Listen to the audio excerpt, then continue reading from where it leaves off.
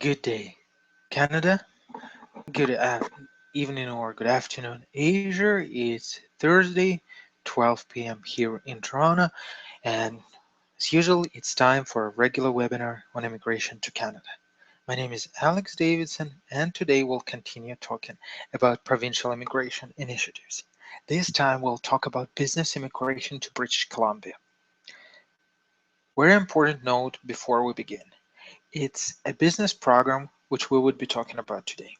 So what does that mean? It means we will discuss serious money and serious business intentions. Therefore, if you're not a manager, if you're not a business person, this program is probably not suitable for you. I would recommend you to watch our other webinars and simply contact us for your profile assessment to find an immigration stream which is suitable for you. So here is our agenda for the webinar. First of all, I'll quickly introduce our team, our mission, our work, give you an overview of geographical and political division of Canada. I'll briefly tell you the difference between federal and provincial immigration so that you understand how immigration in general works. Next, we'll talk a while about British Columbia, where it is, what's the climate there, how you could relocate your family to this province. Then we'll discuss provincial immigration, eligibility requirement, and see what you may do to be eligible for British Columbia provincial nominee stream. We'll definitely talk about the cost, net worth requirements for business immigration, and in the end, I'll give you an example on how you may immigrate and take a friend of yours with you too. So, just very briefly, a little bit about our professional team. We're an immigration and visa company located here in Toronto with additional office in the city of Markham, New York, with additional office in the city of Markham in Ontario and New York, of course, in the United States. Over a period of our work, we have assisted more than 8,400 individuals and families who relocated to our country. If you'd like to know a little bit more about our team, please feel free to ask, but right now let's focus on British Columbia. So here's my pre-word. Before we discuss immigration, I honestly believe that you have to understand the landscape of it. So how our country is divided, where is British Columbia, and what are the benefits of going there? So the provinces and territories of Canada. Our country is the second largest in the world, and it occupies the best part of North American continent. There are 10 provinces and 3 territories in Canada. You may see a mini-map on the slide, of course.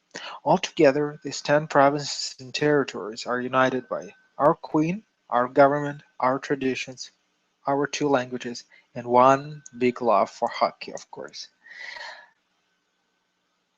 Canada is welcoming immigrants, and we truly believe that immigration helps us to move forward and to develop our country culturally and economically.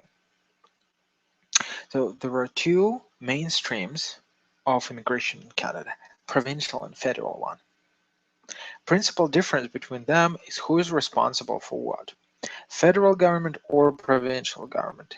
Here is a quick examples of each. So federal immigration, it's a well-known federal skilled worker, federal skilled trades, Canadian experienced class, live-in caregiver, federal entrepreneur, self-employed, investor programs. Provincial immigration, a group of immigration programs which are established by provinces or by territories of Canada. For example, Alberta, Manitoba, Ontario, British Columbia, which we're talking today, nominee programs and initiatives. Overall, there are several classes of all immigration programs. If you're interested in immigration to Canada, you probably hear about them every day. So, for example, federal economic programs, that's federal skilled worker, which is commonly referred as express entry, federal skilled trades, federal business immigrations. For provincial programs, for example, I would say that's one of such programs which we discussed today, British Columbia Provincial Program for Business Applicants. Family class programs, that's spousal sponsorship, parent sponsorship, etc. And protected persons, that's a separate class of immigration programs. In Canada, those are specifically for those who are looking for asylum in Canada, looking for protection, defense from oppression in their home countries. So now, business programs. It's well known that established rich countries such as Canada are usually much slower in catching up with new businesses than developing countries such, for example, as Bangladesh or India. That's why we, as a country, tend to attract new applicants who wish to become Canadians. We welcome them, we let them live and raise families in here, and in exchange, these people, they usually create businesses. They contribute culturally and economically to the greatness of Canada. And this is what we're discussing basically today. How can an average individual contribute to Canada and British Columbia in particular, of course, and how you could become permanent residents and citizens in the future. So business immigrants are those who have enough of assets and business experience and who would like to open a business in British Columbia and live there. I will talk about these program requirements today, and further on I'll give you explicit information how one may evaluate success chances for this program. So let's quickly have a look at British Columbia.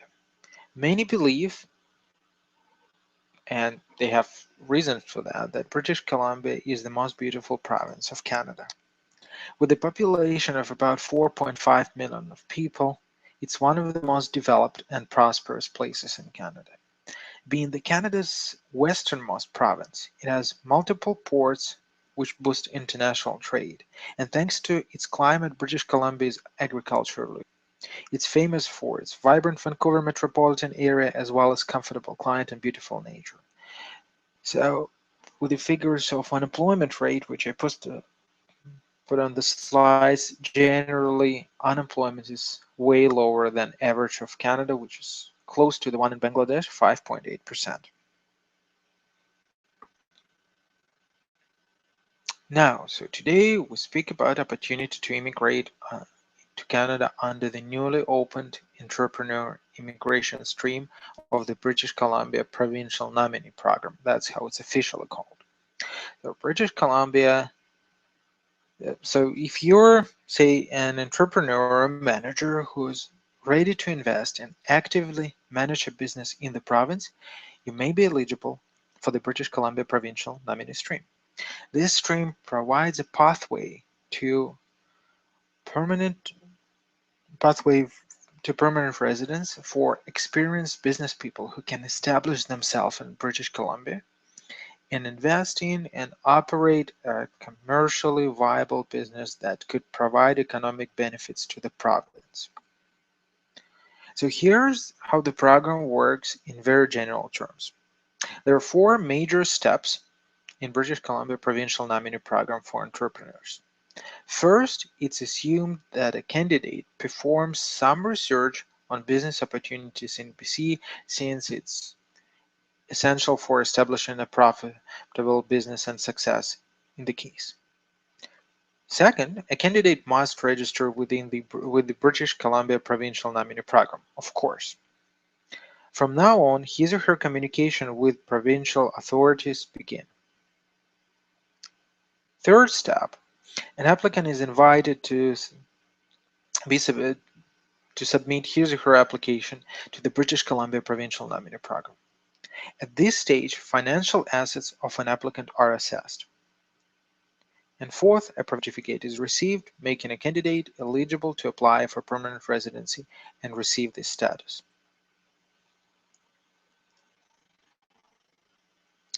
Program requirements in general are the following. To apply under the Provincial Nominee Program, a candidate must be an active manager of a business in British Columbia and reside in the same area for at least 75% of time before applying.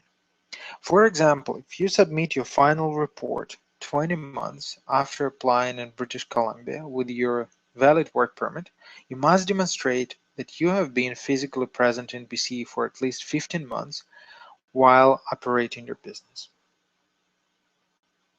A candidate must also possess a total net worth of not less than about 460,000 US dollars, which is today around 600,000 of Canadian dollars.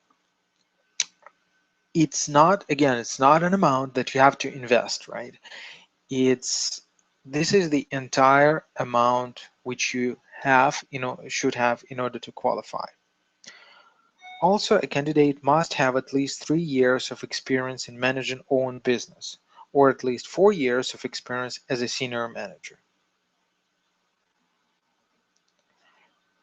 Now, a few words about what an eligible business is. The proposed business must for the primary purpose of earning profits by providing products, and additionally, the business must have strong potential for sustained commercial success. So British Columbia will consider registrations to establish new business, purchase an existing business, form a partnership with an existing business, and partner with a local or foreign entrepreneur to establish a new business. You must decide on a specific type of business you intend to establish or purchase in BC before you register, and you cannot change your business concept after you submit your registration. And of course, you must demonstrate that you will own at least 1/3 of the business in British Columbia. So guys, in essence, say for example, you would like to immigrate under this program. You have enough of assets. That's the previous slide, right? So you have your own assets of about 460,000 US dollars, and you would like to participate in this program. So what you could do, you could purchase an existing business, at least 33.3% of it, means equally 1/3, and of course, equally actively participate in management of that. Alternatively, you may form a joint venture with a friend of yours, with a colleague of yours, with a business partner of yours. Say two or three of you, 2 or 3 families would like to join all together and immigrate under this program, opening one large business. Each family or each applicant would own 1/3 of it. Now, here's 3 major factors which would be used to assess the applicant's business during the process. That's how the British Columbia would look at you. Commercial viability is the major characteristic of any business.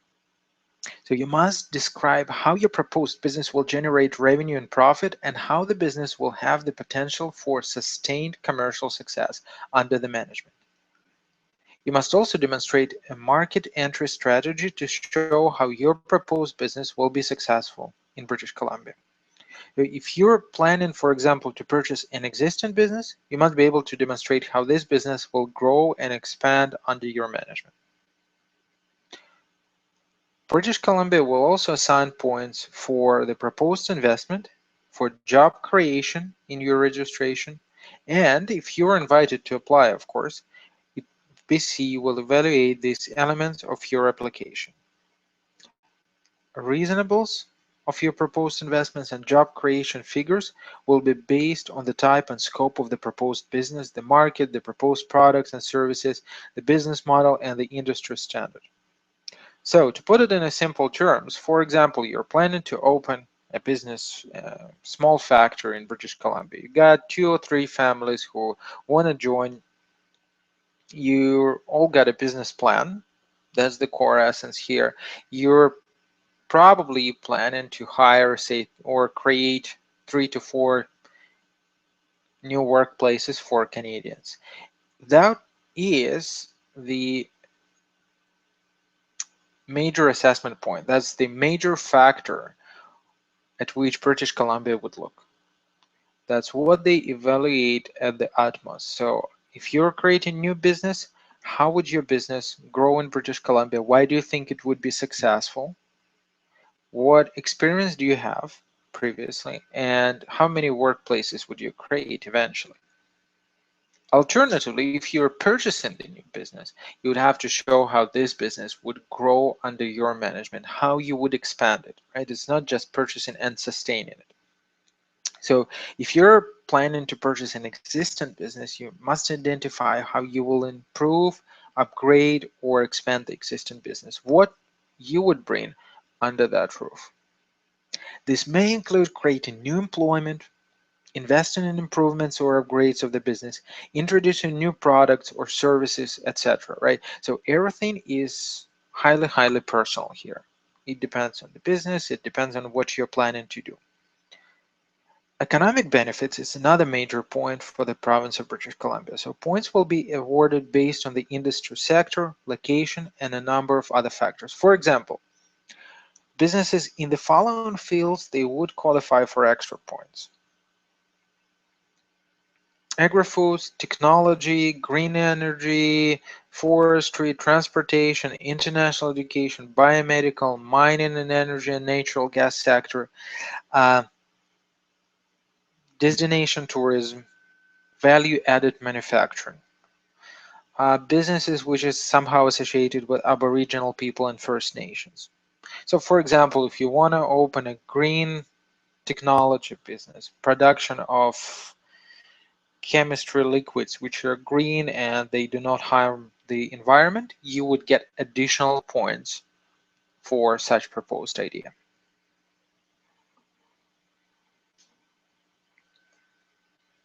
Now, here's a blacklist of ineligible businesses under the British Columbia. Included in the list are the following businesses: bed and breakfast, hobby farms, and home-based businesses. Well, I believe it's quite obvious, right?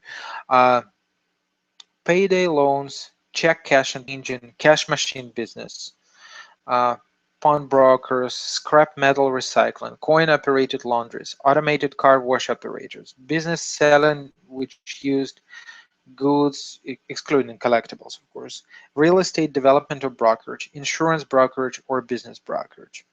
So in essence, what does it mean? If such a business does not add value from the point of British Columbia, if such business in general terms does not require your daily operations and your active management, this business will not be accepted by BC. I would strongly recommend to consult with us before making a decision about the business you're going to run in this province, because it's essential and the core idea for whether being or not being accepted for the program. So in order to register, you must demonstrate that you will make an eligible personal investment of at least 200,000 Canadian dollars in the proposed business. So that's roughly 150 US dollars. So that minimum eligible personal investment must be derived from your your net worth. Typical eligible investments, just for your reference, may include purchase of existing business assets, including inventory or equity. It might be, for example, new equipment purchases. It could be startup inventory or new inventory related to improvement or expansion plan. It could be leasehold, it could be new marketing costs, it could be operating expenses. The British Columbia PNP may consider as eligible investment the lesser of the total business purchase price or $150,000, but you must commit to make an eligible investment of at least $50,000 to improve, upgrade, or expand the business. British Columbia does not require registrants and applicants to make any investment or financial commitments before signing a performance agreement with the British Columbia and obtaining a valid work permit from CIC Citizenship and Immigration Canada. In order to register, you will create at least one permanent, it's a minimum requirement, full-time equivalent job for a Canadian citizen or permanent resident of Canada in the proposed business. And you must also demonstrate the likelihood of supporting long-term employment of Canadians or permanent residents in Canada in the proposed business. That's very simple. A full-time equivalent job means a position of at least 30 hours per week worked by one or more employees under continuous employment. Independent contractors will not be considered as a part of your job creation requirements. Only direct employees, guys. Very simple. In terms of language requirements, as I promised in the beginning, right, in the title of this webinar, English language is not a mandatory requirement for this program. Points are assigned for self-declaration. So, for example, You could self-declare under your own understanding that your English is good and you might get points for it. However, you would not require to take IELTS test or Canadian language test or French in order to prove your language abilities. That's self-declaration.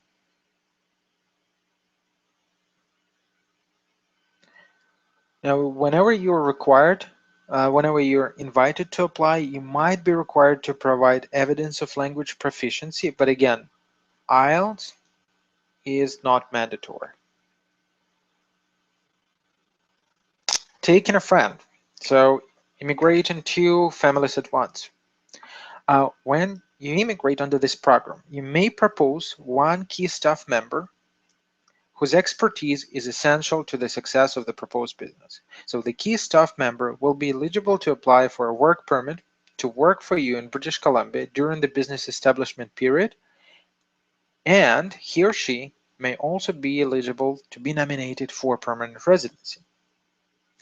So if you're proposing one key staff member, you must demonstrate that you will make an eligible personal investment of 400,000 Canadian dollars, not 2,000, not sorry, 200.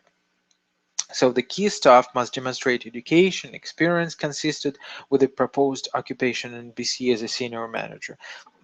In a simple terms, it means that if you want to take your friend and give him or her an opportunity to be, for example, a vice president, you must demonstrate that he or she has that enough experience, enough expertise, enough education of being previously a vice president in a similar business and in a similar industry.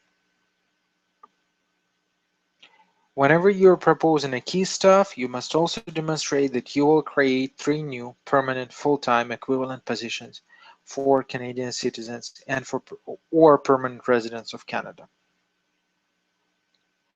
It's also important that the key staff must have worked for you previously in a senior position for at least 1 year out of the last 3 years.